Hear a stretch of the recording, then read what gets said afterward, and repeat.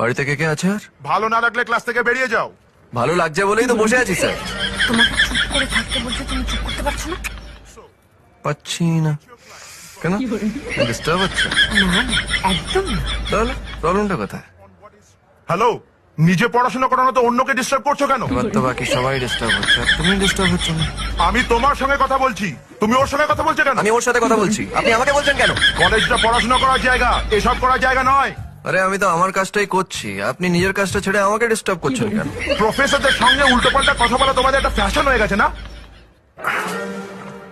Attendance না থাকলে পরীক্ষায় না বসতে দেওয়াটা আপনাদের ফ্যাশন না? কলেজে ঠিক করে না পড়িয়ে প্রাইভেট টিউশনে পড়ানোটা আপনাদের ফ্যাশন না?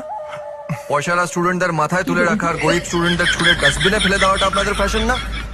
ছাত্র আর শিক্ষক হলো একই টিমের দুজন ব্যাটসম্যানের মতন।